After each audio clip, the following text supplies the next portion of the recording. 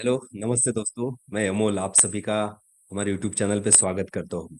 दोस्तों, आज के वीडियो में मैं आपको बताऊंगा कि स्टॉक मार्केट में काम करने के लिए हमें डीमैट अकाउंट की रिक्वायरमेंट होती है। हम ये सब जानते हैं, लेकिन कौन से ब्रोकर के पास हमें अकाउंट ओपन करना है, इसमें बहुत कंफ्यूजन होती है कि ब्रोकर कौन सा अच्छा है, कौन से ब्रोकर के पास हमें अकाउंट ओपन करना चाहिए। सो ब्रोकर को सॉर्ट आउट करने के लिए कुछ क्राइटेरिया होता है कि हमें ब्रोकर को किस हिसाब से चुनना चाहिए। हर चीज का एक क्राइटेरिया होता है। हम मोबाइल खरीदते हैं तो मोबाइल चुनने का क्राइटेरिया होता है कि उसमें कितना अच्छा कैमरा है, उसकी मेमोरी कैसी है, उसका रैम कैसा है। वो क्राइटेरिया मोबाइल का है। बैंक अकाउंट जब हम ओपन करते हैं तो बैंक अकाउंट में हम क्या फैसिलिटी देखते हैं कि बैंक हमें कौन सी बैंक अच्छी सर्विस देती है, जिसका कस्टमर केयर अच्छा हो। उसका जब हम पैसे बैंक में डालूं तो मुझे जल्दी से जल्दी उसके डिटेल्स मिले, किसी को भेजूं तो सामने वालों को पैसे जल्दी मिले। ऐसा कुछ क्राइटेरिया होता है जिस जहाँ पे हम कुछ अकाउंट ओपन करते हैं या फिर कुछ चीज खरीदते हैं। तो सेम डीमैट अकाउंट के लिए भी कुछ क्राइटेरिया है कि डीमैट अकाउंट जब हम ओपन करते हैं तो हमें क्या बातें देखनी चाहिए और उसका यूज क्या है। जो बातें मैं बताऊंगा वो बहुत ही इंफॉर्मेटिव है। वीडियो को आप एंड तक देखिए, कुछ भी पार्ट को स्किप मत करो। अगर आपको वीडियो देखने के लिए भी टाइम नहीं तो लाइक करके छोड़ दीजिए, बाद में देख सकते हैं आप वीडियो। तो सबसे पहले देखते हैं कि अपने इंडिया में जो ब्रोकर्स है जहाँ पे हमें डीमैट अकाउंट ओपन करना है वो दो टाइप के होते हैं। एक होता है फुल सर्विस ब्रोकर, दूसरा होता है डिस्काउंट ब्रोकर। सो इंडिया में जो मोस्टली जो अकाउंट है, जो रिटेल ट्रेडर के अकाउंट है, मैक्सिमम जो रिटेल ट्रेडर के अकाउंट है वो डिस्काउंट ब्रोकर के पास है। डिस्काउंट ब्रोकर, रिटेल इन्वेस्टर या फिर retail trader. So discount broker के बारे में मैं आपको बताऊंगा कि कौन सा डिस्काउंट ब्रोकर अपनी इंडिया में अच्छा है। ओके। सो डिस्काउंट ब्रोकर में हमें क्या चीजें देखनी चाहिए कि जिससे हमें उसके पास अकाउंट ओपन करने के बाद फायदा हो, बराबर। सो सबसे ज्यादा जो एडवर्टाइजमेंट जो कर रहा है ब्रोकर, तो हमें उसे फॉलो नहीं करना है जिसकी सबसे ज्यादा ऐड होती है। सो ऐड सबसे ज्यादा आपको मालूम है सबसे ज्यादा अपस्टॉक और ग्रो की हो रही है। अब इसका मतलब ये नहीं कि उनमें कुछ प्रॉब्लम है। ओके। जीरो तक भी ऐड होती है, एंजल वन की भी ऐड होती है, लेकिन ऐड कर रहा है इसका मतलब ये नहीं कि हमें उसको वहां पे अकाउंट ओपन नहीं करना है। हमें जब इनमें से किसी के पास भी अकाउंट ओपन करना है तो हमें ये कंफर्म करना है कि उनकी कस्टमर सर्विस कैसी है। सबसे इंपॉर्टेंट फैक्टर है कस्टमर सर्विस। उसकी रीजन क्या, उसका रीजन क्या है कस्टमर सर्विस के बारे में। क्योंकि मोस्ट ऑफ दो हम जब लोग काम करते हैं मार्केट में तो हम सब नए होते हैं। कंपनियों के बारे में हमें ज्यादा इंफॉर्मेशन नहीं होती है। एनालिसिस के बारे में हमें ज्यादा इंफॉर्मेशन नहीं रहती। स्पेशली नए लोगों को बता रहा हूं मैं कि जो नया डीमैट अकाउंट ओपन करना चाहते हैं उनके लिए, कि कोई भी ब्रोकर की कस्टमर सर्विस जो है ना वो अच्छी होनी चाहिए।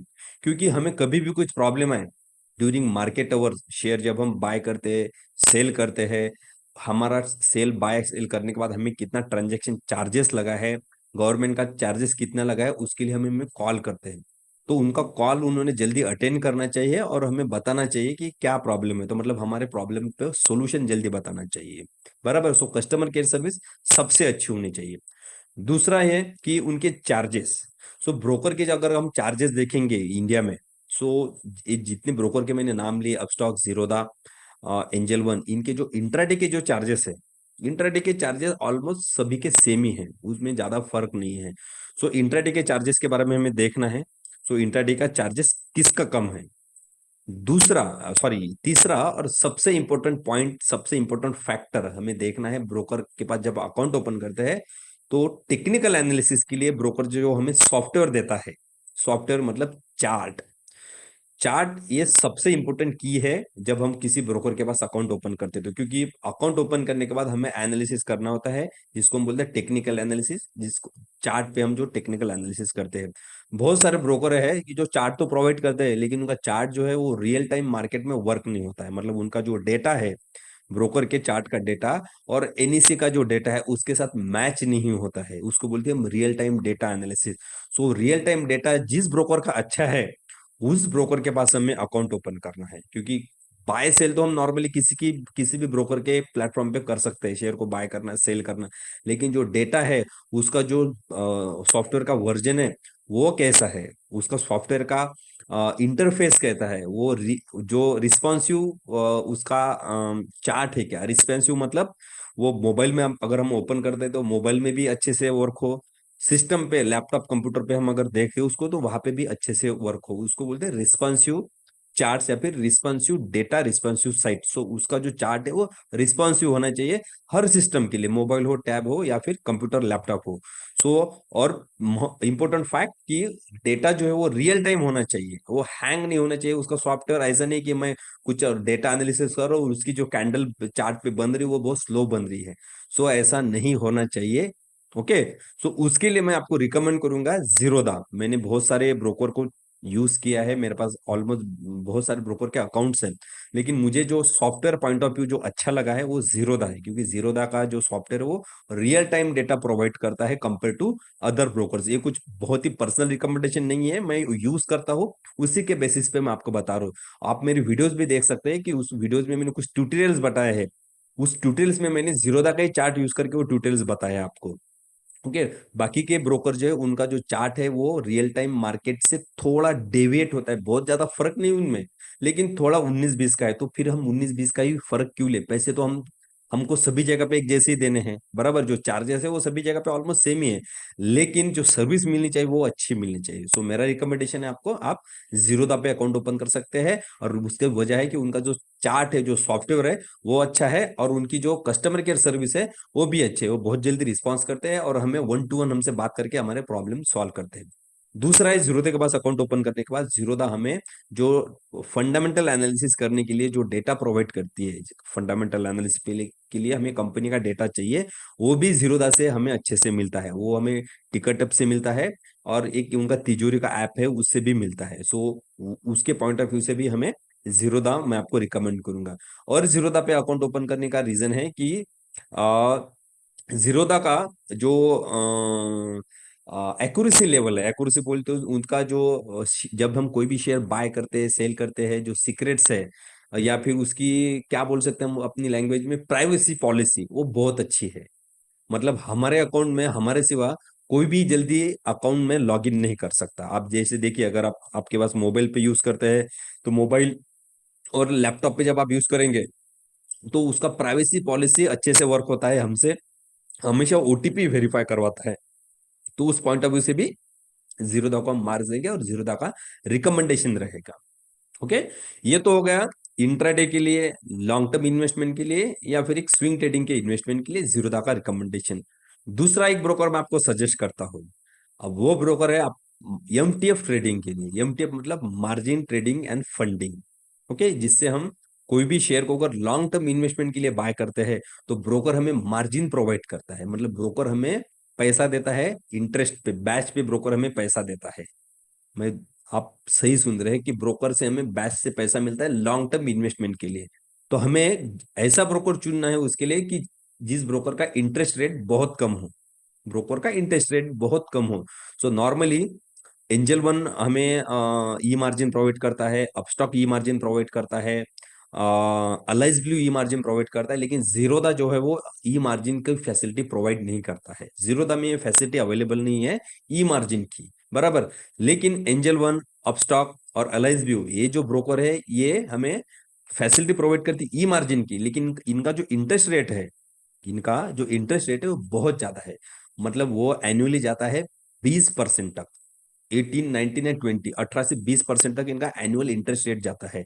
मतलब जैसे ई मार्जिन में शेयर खरीदना, मतलब अगर मान लो मैं कोई शेयर खरीद रहा हूँ, एक शेयर की प्राइस अगर 1,000 रुपए है एक शेयर की प्राइस, और उस शेयर को मैं ई मार्जिन में खरीदता हूँ लॉन्ग टर्म के लिए, तो ब्रोकर मुझे 70-70% फंड प्रोवाइड करता है ई मार्जिन के लिए। ओके।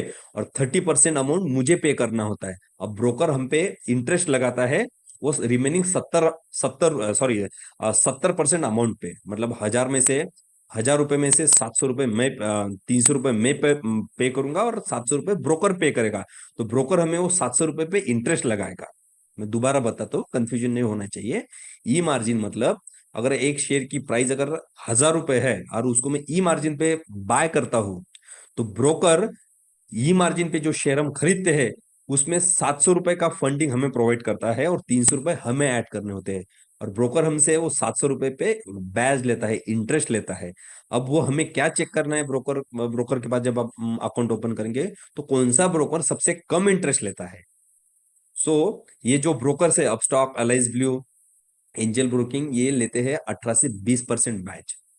सो ये बहुत महंगा पड़ेगा। 18 से 20% ब्याज अगर हम ब्रोकर को देंगे तो हम क्या कमाएंगे? बराबर है। क्योंकि अगर एक साल में अगर देखेंगे तो कोई भी कंपनी में ज्यादा ज्यादा रिटर्न 20% देती है। अगर 20% उसको देंगे तो हम क्या कमाएंगे? सो सबसे अच्छा ब्रोकर मैं आपको सजेस्ट करता हूँ, इंडिया में आया है यम स्टॉक, मारी एसेट। बहुत ही अच्छी कंपनी है मारी एसेट। बहुत ही सस्ता ब्रोकरेज प्लान है उसका। वो हमसे सिर्फ लेता है साल के 9.99%। कितना? 9.99%। ओनली 9.99%। लाइफ टाइम के लिए हमें वो उतना फैसिलिटी देता है, और ब्रोकरेज भी हमसे सिर्फ उतना ही लेता है। अगर मान लो कोई स्टॉक पे हमें 20% एनुअली प्रॉफिट होता है, तो 10% वो लेता है। बराबर है। और 10% हमारा हो जाता है। फिर भी लॉन्ग टर्म गेन में हमें उसमें प्रॉफिट ही प्रॉफिट है। ओके। सो यम स्टॉक का जो ब्रोकरेज है इंट्राडे के लिए वो टोटली फ्री है। अगर आप उसमें इंट्राडे करना चाहते हैं तो आप उसमें इंट्राडे भी कर सकते हैं। और लॉन्ग टर्म डिलीवरी के लिए भी वो कुछ चार्जेस नहीं लेता है। सो ब्रोकरेज पॉइंट ऑफ व्यू तो वो जीरो है उनका। एक एनुअल प्लान है, लाइफ टाइम प्लान है। अगर लाइफ टाइम के लिए उनका प्लान लेते हैं तो कुछ 2425 रुपए वो लेते हैं। 2425 रुपए में आपको लाइफ टाइम ब्रोकरेज भी नहीं लगेगा, इंट्राडे के लिए भी नहीं लगेगा। ओके, एफएनओ के लिए भी नहीं लगेगा। आप स्टॉक्स में इंट्राडे करो या फिर एफएनओ में इंट्राडे करो, आपको जीरो ब्रोकरेज लगेगा। और ई मार्जिन की अगर फैसिलिटी हम यूज करते हैं तो ई मार्जिन में सिर्फ हमसे वो कितना पैसा लेंगे? ओनली 10% पर एनम इंटरेस्ट लेंगे। 9.99 मतलब 10% होता है। तो दोनों ब्रोकर का अकाउंट ओपनिंग का जो लिंक है मैंने डिस्क्रिप्शन में दिया है, आप डिस्क्रिप्शन में जाके उसका अकाउंट ओपन कर सकते हैं। आपको इस वीडियो से रिलेटेड कुछ भी क्वेरी है, ब्रोकर से रिलेटेड कुछ भी क्वेरी, आप मुझे आप कमेंट में पक्का पूछिए। जो भी है मैं आपका क्वेश्चन, जो भी डाउट है उसको सॉल्व करने की कोशिश करूंगा। ओके। सो ये मेरी तरफ से रिकमेंडेशन है आप लोगों को।